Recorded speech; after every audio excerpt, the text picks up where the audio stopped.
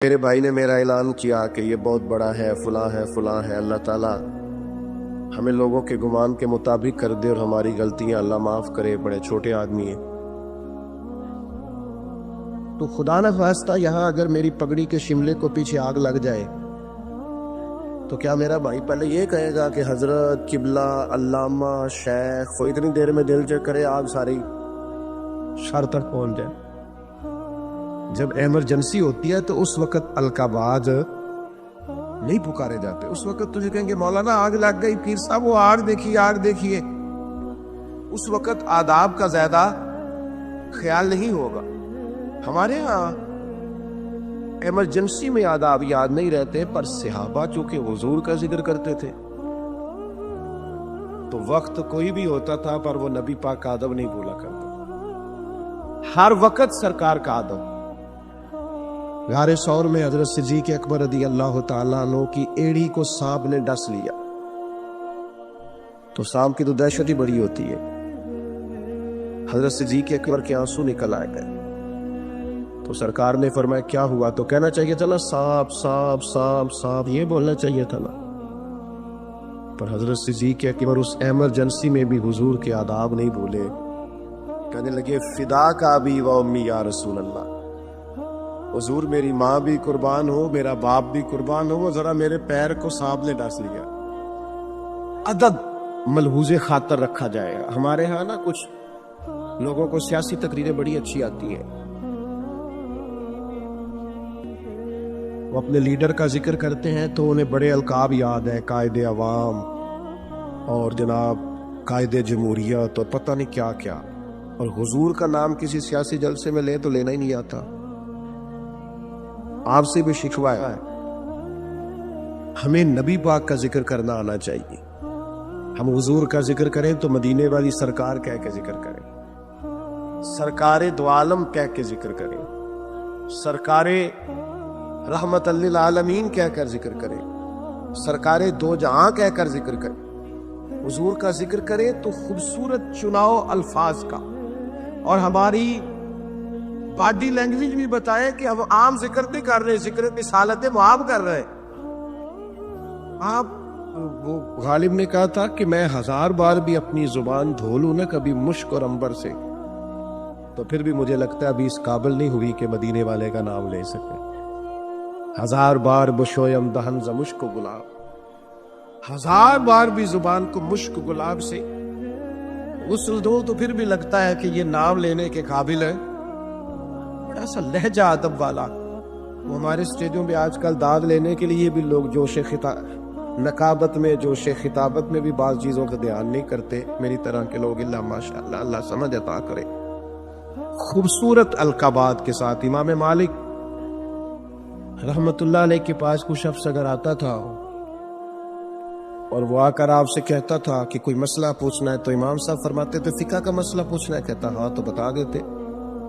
لیکن اگر وہ کہتا نا میں نے حضور کی حدیث سننی ہے، تو امام صاحب پہلے غسل کرتے، پھر کپڑے بدلتے، خوشبو لگاتے، امامہ باندھ، پھر ممبر پر بیٹھتے اور پوری آب و تاب کے ساتھ مدینے والے محبوب کا ذکر کرتے۔ جب آپ کسی چیز کا اہتمام کرتے ہیں تو اس کے اثرات بھی ہوتے ہیں، پورے آداب کے ساتھ، اطوار کے ساتھ، پوری خوبصورتی کے ساتھ۔ یہ ہمارے علماء نے ہمیں آداب بتائے کہ جب نبی پاک صلی اللہ تعالی علیہ وسلم کا ذکر کیا جائے گا تو پوری شان و شوکت کے ساتھ۔ آپ کو پتہ ہے منع کیا علماء نے کہ جب نبی پاک کا نام لکھو نا تو پورا درود لکھو صلی اللہ تعالی علیہ وسلم۔ یہ بعض لوگ خالی سواد لکھ دیتے ہیں، یہ درست نہیں ہے طریقہ، یہ حضور کا نام گرامی ہے، آپ اس پر درود پاک لکھیں، پورا لکھیں، جب تک پڑھا جائے گا آپ کو ثواب ملے گا۔ تو پورے آداب، نبی پاک صلی اللہ تعالی علیہ وسلم کا نام لیا جائے تو خالی نام نہ لیا جائے، ساتھ درود بھی پڑھا جائے۔ حضور نے فرمایا وہ بد نصیب ہے اس کے سامنے میرا ذکر ہوا اور اس نے مجھ پر درود ہی نہیں پڑھا صلی اللہ تعالی علیہ وسلم۔ آداب کے ساتھ ذکر کیا جائے، اس کو ملحوظ خاطر رکھا جائے، اور اگر نوجوان نسل کے اندر یہ ذوق پیدا ہو جائے۔ میں تو خیر آج کل محفلوں کا بھی رنگ دیکھتا ہوں تو پریشانی ہوتا ہوں، وہ پرانے ناک کا ہوتے تھے، ہاتھ باندھ کے کھڑے ہیں، آنکھیں باندھ ہیں، حضور کا ذکر ہو رہا ہے۔ اب تو مائک پکڑا ہوتا ہے تو آدھا قوم کے سامنے بھی کرتے ہیں۔ بھئی آپ یہ حضور کی نعت پڑھ رہے ہیں، یہ سٹائل آپ نے کہاں سے سیکھا ہے؟ آپ کو آداب آنے چاہیے، اور شعر بھی معیاری ہو نبی پاک کے لیے، عام اشعار نہ ہو۔ یعنی بعض شعر ایسے ہیں کہ جن میں وہ خوبصورتی نہیں چھلکتی تھی۔ وہ جی میں نے تازہ نعت لکھی ہے، آپ رہنے دے بھائی تازہ، آپ وہی پڑھیں جو اعلیٰ حضرت بریلوی نے لکھی ہے، جو مولانا حسن رضا نے لکھی ہے، جو ڈاکٹر اقبال نے لکھی ہے، جو پیر مہر علی شاہ نے لکھی۔ اب وہ پڑھے آپ، وہ نعتیں دیکھیں، ان کا کمال دیکھیں۔ فاضل بریلوی کہتے ہیں ان کی مہک نے دل کے غنچے کھلا دیے ہیں، اور وہ جس راہ چل دیے ہیں کوچے بسا دیے ہیں۔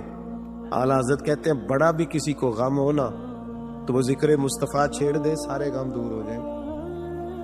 کہتے ہیں ان کے نثار کوئی کیسے ہی رنج میں ہو، وہ جب یاد آ گئے ہیں سب غم بھلا دیے۔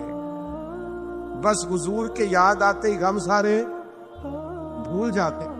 آپ نبی پاک علیہ السلام کا ذکر کریں گے تو اب دیکھیں نا، پیر میرے علی شاہ صاحب نے حضور کی نعت لکھی تو انداز کیا کہتے ہیں، مکھ چند بدر شاشانی، متھے چمک دی لاٹ لورانی ہے، او دی کالی زلف تے اکھ مستانی، مخمور اکھی ہے نا۔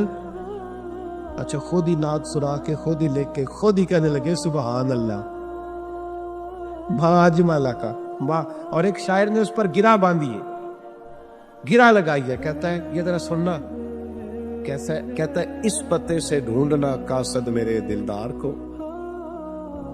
کہتے میں تمہیں ایڈریس بتاؤں، میرے محبوب کو ڈھونڈنا تو پتہ کیا ہے؟ کہتے ہیں اس پتے سے ڈھونڈنا قاصد میرے دلدار کو، مکھ چند بدر شاشانی تے متھے چمک دی لاٹ یورانی ہے، کالی زلف تے اکھ مستانی ہے، مخمور اکھی ہے نا۔ اور فاضل بریلوی کہنے لگے سب سے اولا ہو آلہ، سب سے بالا ہو آلہ، کیا خبر کتنے تارے کھلے چھپ گئے، پر نہ ڈوبے نہ ڈوبا، کر لو بدلی رسولوں کی ہوتی رہی، پر چاند بدلی کا نکلا ہمارا نبی، اور جن کے قدموں کا دھون ہے آب حیات، ہے وہ جانے مسیحا ہمارا نبی۔ تو میرے بھائی نعت میں تازگی ہو، حسن ہو، اور آپ چناؤ کریں تو عمدہ الفاظ کا کریں، معیاری جملے سرکار کے لیے کریں، معیاری، یعنی سرور کہوں کہ مالک و مولا کہوں تجھے، باغ خلیل کا گلے زیبا کہوں تجھے، بس لیکن رضا نے ختم سخن اس پہ کر دیا، خالق کا بندہ خلق کا آقا کہوں تجھے۔ خوبصورت لہجہ ہو، خوبصورت انداز ہے، اور الفاظ کا چناؤ حضور کے ذکر کے لیے ذرا عمدہ ہو، ذرا بہترین ہو۔ آپ دیکھیے دو بھائی بیٹھے ہو، بڑے کی تعلیم کم ہے، چھوٹے کی زیادہ ہے، بڑا اتنا بڑا افسر نہیں، چھوٹا افسر زیادہ ہے، تو اگر بڑے سے پوچھا جائے کہ آپ بڑے ہیں کہ یہ بڑا ہے تو اس سے کیا مراد ہوتی؟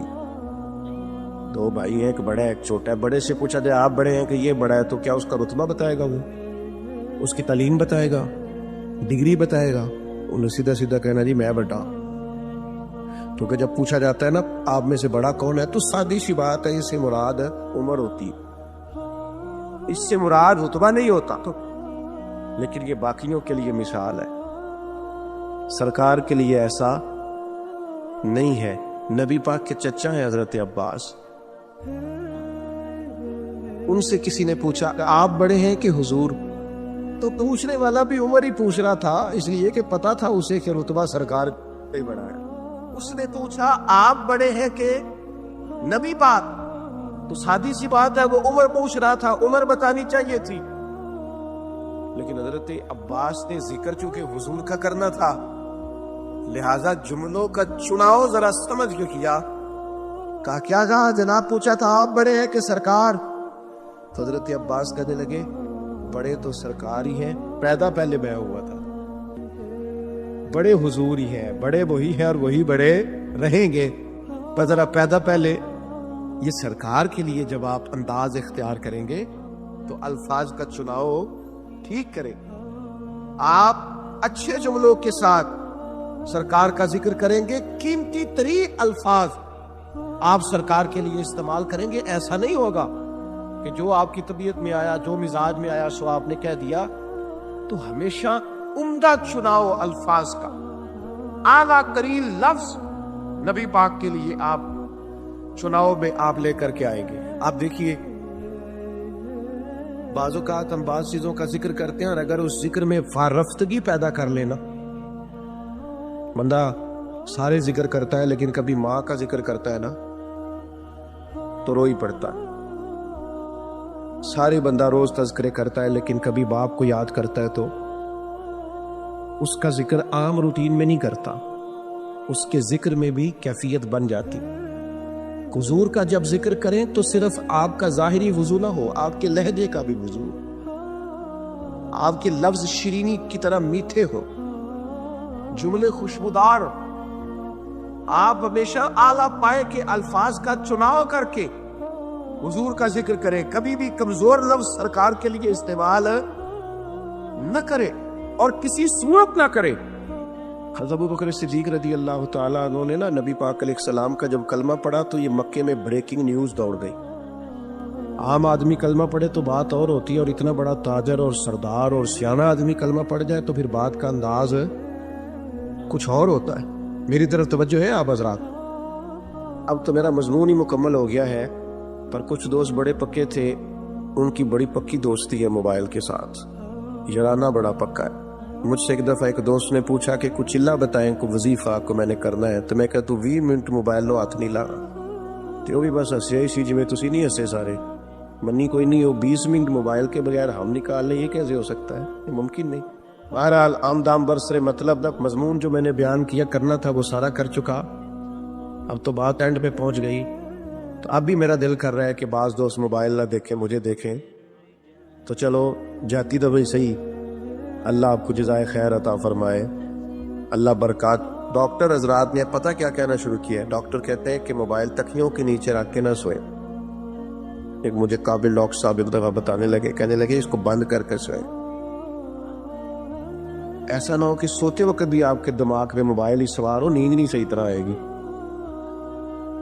آپ پریشان ہی ہوگے، جھٹے جھٹے لوگ موبائل نکالتے ہیں، دیکھتے ہیں نیا میسج کون سا ہے۔ خدا را اتنا زیادہ نہیں سوار کرے، نیند نہیں پوری ہوگی تو صحت نہیں ٹھیک رہے۔ بہرحال حضور سید عالم علیہ السلام کا کلمہ پڑھا حضرت ابوبکر صدیق نے، تو مکہ مکرمہ میں یہ بریکنگ نیوز تھی بہت بڑی کہ ابوبکر مسلمان ہو گئے، اتنی بڑی بات، بڑی انفرادی خبر دوڑ گئی۔ تو اب ظاہر ہے حضرت ابوبکر بہت بڑے تاجر تھے، تو تاجر کے دوست بھی تو تاجر ہی ہو گئے نا، تو بڑے بڑے تاجر گئے پتہ کرنے کہ معلومات کریں حضرت صدیق اکبر کلمہ پڑھ گئے، مسلمان ہو گئے۔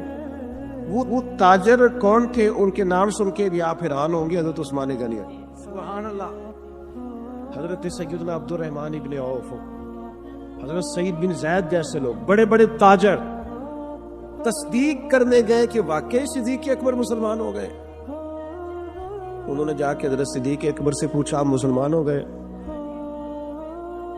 تو ذکر مصطفیٰ کرنا تھا نا، تو حضرت صدیق نے کہا یہ کوئی سادی سی بات تو نہیں نا، ایسے ہی کر دو، فرمایا بیٹھ جاؤ، بیٹھ گئے۔ پھر جناب علامہ اسماعیل حقی رحمت اللہ علیہ نے لکھا ہے، اس خوبصورتی سے ذکر کیا حضرت صدیق نبی پاک کا، اس معنویت سے ذکر کیا، اس ذوق سے ذکر کیا، اس شان سے نبی پاک کا ذکر کیا کہ وہ جو صرف خالی پتہ کرنے آئے تھے نا کہ آپ مسلمان ہوئے ہیں کہ نہیں، وہ سارے کہنے لگے ابو بکر ہمیں بھی ساتھ لے جا، ہم نے بھی حضور کا کلمہ پڑھنا۔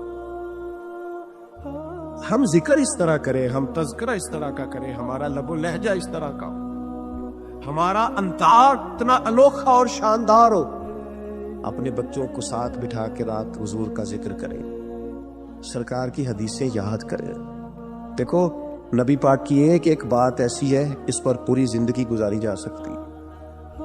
نبی پاک صلی اللہ تعالی علیہ وسلم نے ہر قسم کی طہارت، ہر قسم کی پاکیزگی اپنی امت کو عطا فرمائی.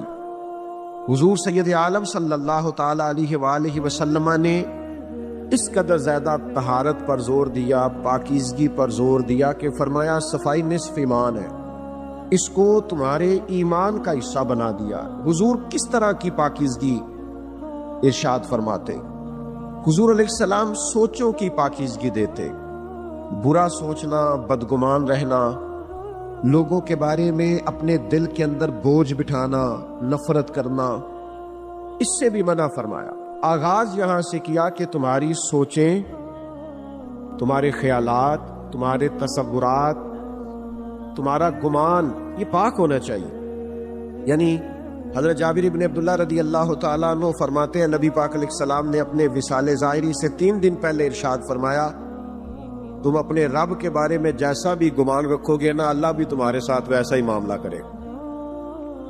تو پاکیزہ گمان ہونا چاہیے، تمہارا ذہن ہونا چاہیے اللہ جب بھی فیصلہ کرے گا رحمت والا ہی کرے گا، معاملات کرم والے ہی ہوں گے. اچھی سوچ، اچھا گمان، اچھی رائے یہ سوسائٹی میں خوبصورتی پیدا کرتی ہے. آپ دیکھیے حضور اس صفائی کو کتنا پسند کرتے. نبی پاک علیہ السلام نے فرمایا اچھا سوچنا بھی اچھی عبادت ہے.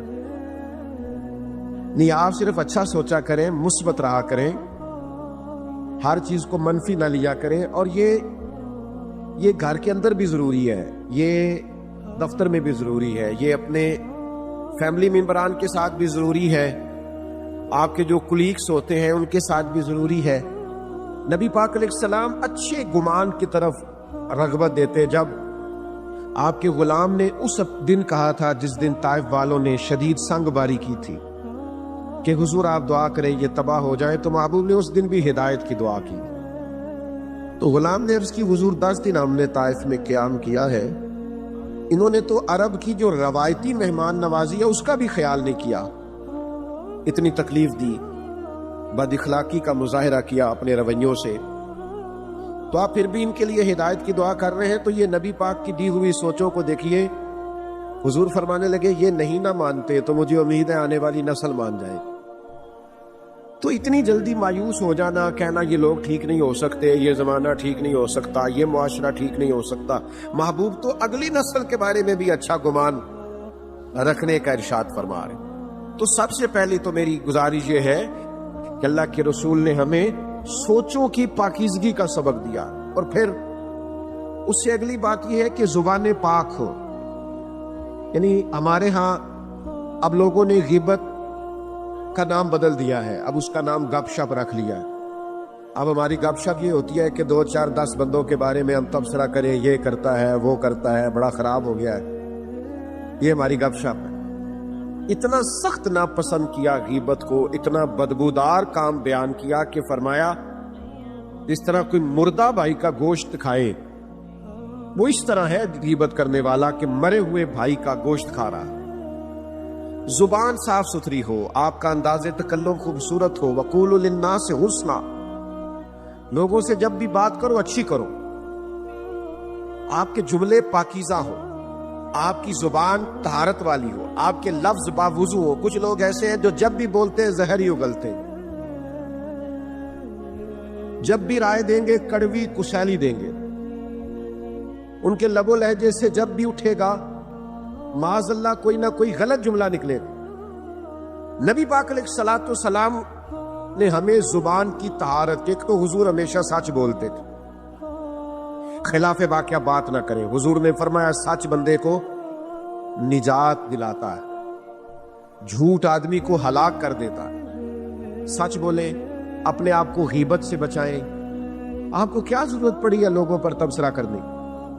اور پھر یہ کہ جن باتوں کے بارے میں بالکل پتہ نہیں ہے، گمان کر کے لوگ غلط باتیں کرتے ہیں، گمان کر کے، اور صرف تصور میں لا کے لوگوں کے بارے میں غلط رائے دیتے ہیں. آپ کبھی میرے محبوب کا انداز گفتگو دیکھیں، رسول پاک نے جب بھی بات کی ہے تعریف کی ہے. حضور کو حاجت نہیں کسی کی تعریف کرنے کی، لیکن حضور جب تعریف کرتے تو اعزاز دیتے، شرف دیتے. جناب صدیق اکبر کی تعریف بھی کی، حضرت عمر کی شان بیان، مولا علی کا ذکر کیا، سیدنا عثمان غنی کی حیا کا بیان کیا، حضرت ابو عبیدہ بن جراح کو امین امت کہا. نبی پاک صلی اللہ تعالی علیہ وآلہ وسلم نے حضرت جابر ابن عبداللہ کی تعریف کی. حضور لوگوں کے بارے میں ہمیشہ خیر کا جملہ بولتے، مزدور کی تعریف کی، سچے تاجر کی تعریف کی. استاد کے محبوب پاک علیہ السلام نے عظمت اور فضائل بیان کیے. لوگوں کے لیے خیر کا جملہ، پاکیزہ بات کرنے کا محبوب ہمیشہ سبق دیتے. امتی کو چاہیے کہ اس بات کو سمجھے، اپنی زبان کے نشانے پہ نہ رکھے ہر وقت کسی نہ کسی کو. اور تیسری بات جو سب سے زیادہ اہم اور سب سے زیادہ ضروری ہے وہ یہ ہے کہ نبی پاک علیہ السلام نے دلوں کی پاکیزگی پر، روحوں کی طہارت پر زور دیا. ہم نہ اپنا بات ظاہر خوب سجاتے ہیں، 2 گھنٹے لوگ آئینے کے سامنے کھڑے رہتے ہیں، اور اب چونکہ کیمرے چلنے ہوتے ہیں اب تو جتنی دیر بیٹھنا ہوتا ہے کسی محفل میں بھی لوگوں نے سیٹ سٹو کے بیٹھنا ہوتا ہے، تصویریں جو بنتی ہیں اور خیر سے اسٹیٹس جو لگتے ہیں اور بھی کئی مصیبتیں ہم نے یہ ساری گلے ڈال لی ہوئی ہے اللہ ماشاءاللہ. اب تو لوگ اپنے ظاہر کو سنوارنے کے لیے بڑی سخت محنت کرتے ہیں، لیکن یاد رکھ لینا بڑے اجلے لوگ، بڑی گاڑیوں میں بیٹھے لوگ، بڑے بنگلوں سے نکلتے ہوئے بھی بعض لوگ ہم نے بے چین دیکھے، بے قرار دیکھے، ذہنی تناؤ کا شکار ہے، فکری انتشار کا شکار ہے، قوت فیصلہ سے محروم ہے، سمجھ نہیں آ رہی کیا کریں، کدھر جائیں. زندگی کی دوڑ میں اتنے آگے نکل گئے کہ صرف دنیاوی مفادات کی جنگ نے جکڑ دیا ہے چاروں جانب سے. یاد رکھنا جب روحیں پاک ہوتی ہیں باطن پاک ہوتا ہے. 2 چیزیں ہیں جو بندے کے باطن کو اجاڑ دیتی ہیں، 2 چیزیں روح کو اجاڑ دیتی، اور خود نبی پاک علیہ الصلوۃ والسلام نے اس کی نشاندہی فرمائی. حضور فرماتے ہیں 2 بھوکے بھیڑیے، یعنی بھیڑیا ویسے ہی خطرناک ہوتا ہے اور بھوکا ہو تو پھر کتنا خطرناک ہو. کریم فرماتے ہیں 2 بھوکے بھیڑیے بکریوں کے ریوڑ میں چھوڑ دیے جائیں تو اتنا نقصان نہیں کرتے جتنی دولت اور شہرت کی محبت انسان کے باطن کا نقصان کرتی، اس کی روح کو پورے طور پہ اجاڑ دیتی، اس کا باطن پورے طور پہ بکھر جاتا ہے. لوگوں کو پتہ ہی نہیں ہوتا لیکن ٹوٹ چکے ہوتے. تو یاد رکھ لیجئے گا کہ روح کی طہارت، باطن کی پاکیزگی، یہ تزکیہ نفس ہے، قرآن مجید کا بنیادی عنوان ہے. نبی پاک صلی اللہ تعالی علیہ وسلم کے فرائض نبوت میں سے ایک اہم بات کہ حضور نے باطنی طہارت پر زور دیا، اور حضور فرمانے لگے کیوں زور دیا؟ ظاہر ہے ہم سب کا عقیدہ ہے کہ ساری کائنات سو جاتی ہے لیکن اللہ تعالیٰ کو نہ اونگ آتی ہے نہ نیند آتی، تو رب دیکھتا ہے، ہر وقت دیکھتا ہے، اپنے کرم سے دیکھتا ہے، اپنی رحمت سے دیکھتا ہے. اللہ کے حبیب علیہ الصلوۃ والسلام فرمانے لگے یاد رکھنا رب نہ تمہارے چہرے دیکھتا ہے نہ تمہاری جیبیں دیکھتا ہے، وہ جب بھی دیکھتا ہے تمہارا دل ہی دیکھتا ہے. تو جس چیز کو اللہ نے دیکھنا ہے اس کے محبوب نے دیکھنا ہے. آپ کو پتہ ہے ہمارے پاس سب سے قیمتی چیز کیا ہے؟ ایمان. تو ایمان کا بنیادی مرکز کیا ہے؟ دل. آپ کی روح، آپ کا باطن. ظاہر سے تو اونچے اونچے نعرے لگائیں، آج کل جیسے رواج ہے نا ہماری محفل میں کہ جس کا ایمان پکا ہاتھ کھڑے کر لو. تو بھئی ہاتھ کھڑے کر دے سے ایمان پکا آپ کو کیسے ثابت ہو گیا؟ وہ ایک رنگ بن گیا.